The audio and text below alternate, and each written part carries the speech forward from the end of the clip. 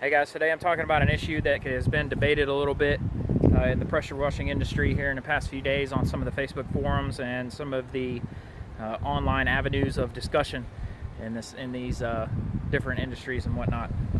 The issue is taping electrical outlets and junction boxes, ceiling fans, speakers, whatever external on the house that could possibly be negatively affected by water.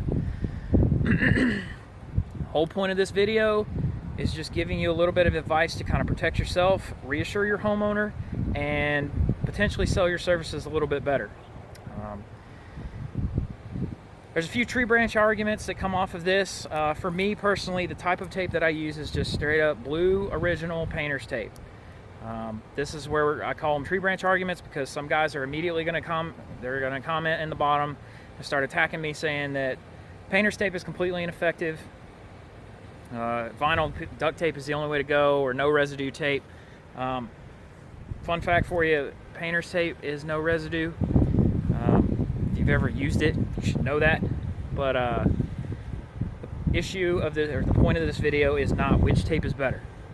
It's not the point of it. The point is, do what you can or what you feel is necessary to give you the peace of mind, or to give your homeowner the peace of mind that you are doing what you're supposed to be doing as a professional to prevent hazards, to prevent damage to the home. So I stepped over here out of the wind away from the junction boxes, but the whole point is that if you look at the house and the house wash as a completely objective point of view, the end result is you want that house to be clean. The homeowner wants that house to be clean. You want no damage.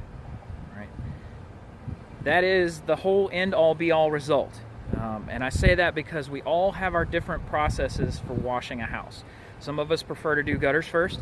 Some of us start and go from the bottom and go up to the top. Some of us want to start around the windows. It doesn't matter. The end result is the house clean? Is it done professionally? Is there any damage? If you can check those boxes, by all means, you are doing the job. And the only thing you need to worry about at that point is improving your processes, whether that's time, efficiency, reducing your cost, whatever. It doesn't matter. All right, I'm not getting on to all that stuff in this video. So the whole point of this video is protect yourself, reassure your homeowner, market your services by preventing damage to electrical outlets. All right, so there's a lot of guys out there that will say that because your junction boxes are installed on the exterior of a home, if they're up to the National Electric Code standards, there's really nothing to worry about. To me, that's horse crap. I'm not taking that chance, because if you get on the internet and you start Googling shorted junction boxes due to pressure washing or excess water damage in digital meters, you will find plenty of sources, plenty of images. I'm not going to post any here because I don't own any of those images. The only images you're going to see in my video is the ones that I take. It's pictures of my work.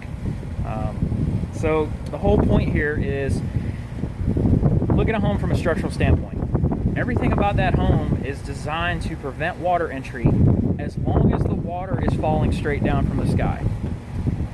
If you haven't figured that out already, you need to do some more research and then reattack the whole pressure washing concept. But I say that because not a lot of people will take that and look at it from an objective standpoint.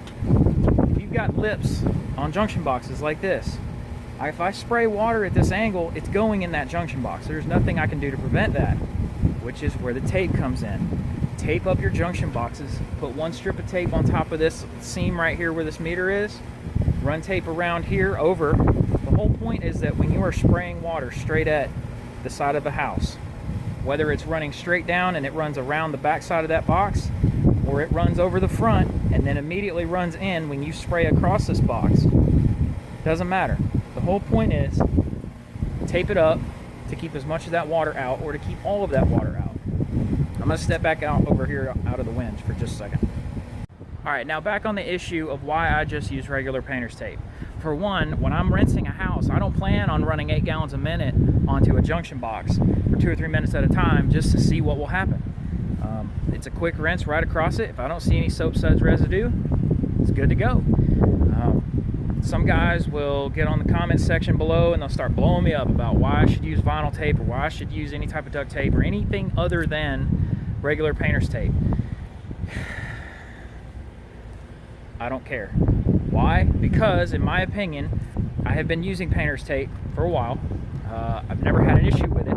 It comes off clean, it doesn't use residue, and the second concept is if you're soaking your tape enough to where it's starting to come unglued, you're using way too much water in that section anyways. You're spending too much time rinsing that junction box.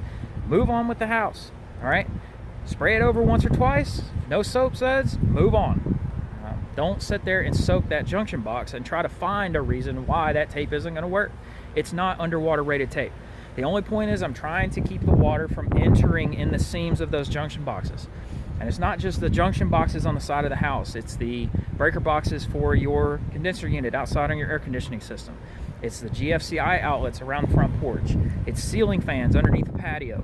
It's anything exterior, whether it's an outdoor speaker system, a TV, it does not matter.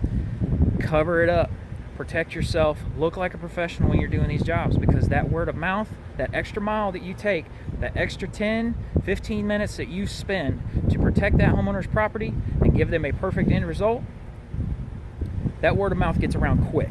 So take that opportunity. I've got a couple pictures here of how I do it. You guys can mimic that. Just remember, don't get caught up in all these tree branch arguments. Just remember, protect what you need to protect. Look like you know what you're doing, because you are doing what you're supposed to be doing. You're protecting that homeowner's property, giving them an end result of a clean house, no damage, and you look good doing it.